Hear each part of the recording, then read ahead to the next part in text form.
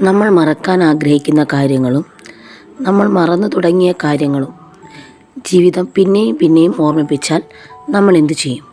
അല്ലെങ്കിൽ അത്തരം സാഹചര്യങ്ങൾ വീണ്ടും നമ്മുടെ മുന്നിലേക്ക് വന്നുപെട്ടാൽ നമ്മൾ എന്തു ചെയ്യും? പലപ്പോഴും പലരെയും ഇത് കുഴപ്പിക്കുന്ന കാര്യമാണ്. പലരും എന്തു ചെയ്യണമെന്നറിയാതെ വല്ലാതെ ടെൻഷൻ അടിക്കുന്നതായും കാണാം. ഒന്നും ചെയ്യാനില്ല, അത്തരം സാഹചര്യങ്ങളിൽ നിന്ന് അകന്നു നിൽക്കുക.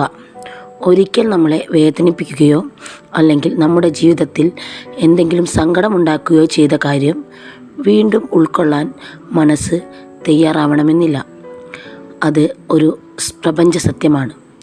ഇനി തയ്യാറായാൽ തന്നെ അത് മനസ്സിന് വേദന ഉണ്ടാക്കുകയല്ലാതെ മറ്റൊരു ഗുണവും നമുക്ക് നൽകുന്നില്ല. അത്തരം സാഹചര്യങ്ങളിൽ നിന്നും പരമാവധി വിട്ടുനിൽക്കുക. അതുമാത്രമേ നമുക്ക് ചെയ്യാൻ സാധിക്കുകയുള്ളൂ. എല്ലാവരും മനസ്സമാധാനം ആഗ്രഹിക്കുന്നവരാണ്. പഴയ ഓർമ്മകളും പഴയ ചിന്തകളും വീണ്ടും ജീവിതത്തിലേക്ക് കൊണ്ടുവന്നാൽ അത് ജീവിതത്തിന് കാര്യമായ ഒരു പുരോഗതിയും വരുത്തുന്നില്ല. അത് നിങ്ങളുടെ മനസ്സിനെ അസ്വസ്ഥമാക്കുകയുള്ളൂ. അതിനാൽ കഴിവതും പഴയ ഓർമ്മകളിൽ നിന്നും പഴയ ചിന്തകളിൽ നിന്നും വിട്ടുനിൽക്കുകയും അവ വീണ്ടും ഉണ്ടാകുന്ന സാഹചര്യങ്ങളിൽ നിന്നും മാറി നിൽക്കുകയും ചെയ്യുക. സ്വതന്ത്രമായി മനസ്സിനെ വിടുന്നവർക്ക് സമാധാനം എന്നും കൈവരുന്നതാണ്. എന്നാൽ പഴയതും പേറി നടക്കുന്നവർക്ക് അതെപ്പോഴും മനസ്സിന് ഒരു ഭാരമായി തന്നെ നിലനിൽക്കൊള്ളുന്നതാണ്. കാരണം നമ്മൾ ഇത്രയും കാലം ജീവിച്ചു. ഇനിയും നമുക്ക് ഒരുപാട് കാര്യങ്ങൾ നമ്മുടെ ഈ നല്ല പ്രായത്തിൽ ചെയ്തു തീർക്കാനുണ്ട്. അത്തരം അവസരങ്ങൾ കണ്ടെത്തി ഉപയോഗിക്കുക എന്നതല്ലാതെ പഴയ ചിന്തകളെ കൂട്ടുപിടിച്ച് ഈ നല്ല സമയവും കളഞ്ഞു തീർക്കാനുള്ളതല്ല. കഴിഞ്ഞത് കഴിഞ്ഞു. കാലം അതിൽ നിന്നും ഒരുപാട് കാര്യങ്ങൾ നിങ്ങളെ പഠിപ്പിച്ചു കഴിഞ്ഞു. ഇനി അത് പേറി നടന്നതുകൊണ്ട് പുതുതായി ഒന്നും പഠിക്കാനില്ല. ആകാശത്തിലെ നക്ഷത്രങ്ങളെ കാണണമെങ്കിൽ മണ്ണിലോട്ട് നോക്കിയിട്ട് കാര്യമില്ല. അതിൻ്റെ മനോഹാരിത മനസ്സിലാക്കണമെങ്കിൽ ആകാശത്തിലേക്ക് തന്നെ നോക്കണം. അതുപോലെ ജീവിതത്തിൻ്റെ മനോഹാരിത മനസ്സിലാക്കണമെങ്കിൽ ജീവിതത്തിലൂടെ സഞ്ചരിക്കണം.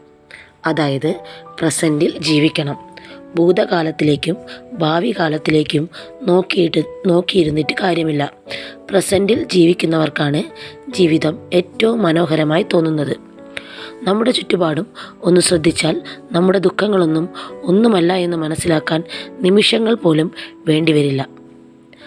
നമ്മൾ നടക്കുന്ന വഴികളിലൂടെയും നമ്മൾ സഞ്ചരിക്കുന്ന വീഥികളിലൂടെയും ഒരുപാട് സങ്കടങ്ങളും പേറി നടക്കുന്ന ഒരുപാട് പേരെ നമുക്ക് കാണാൻ സാധിക്കും. അത് പഴയ ഓർമ്മകൾ തേടി നടക്കുന്നവരല്ല, ഭാവിയെക്കുറിച്ചോർത്ത് വിഷമിക്കുന്നവരുമല്ല. ജീവിക്കാൻ ബുദ്ധിമുട്ടുന്നവരാണ് അവരെല്ലാം. കാലം കടം തരുന്നവയാണ് ഓർമ്മകൾ.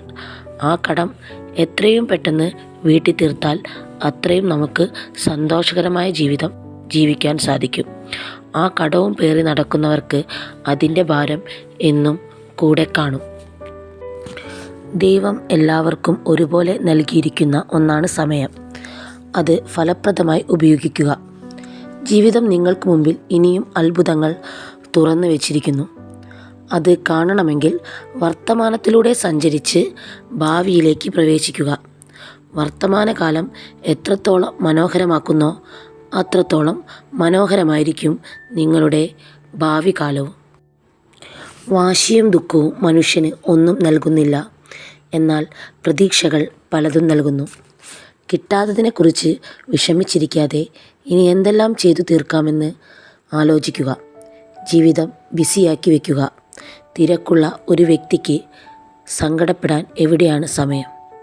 തിരക്കുള്ള ജീവിതം നിങ്ങളെ പുതിയ പുതിയ തലങ്ങളിലേക്ക് കൊണ്ടുപോവുകയും ജീവിതം ഒന്നുകൂടെ അപ്ഗ്രേഡ് ചെയ്യാൻ സഹായിക്കുകയും ചെയ്യുന്നു.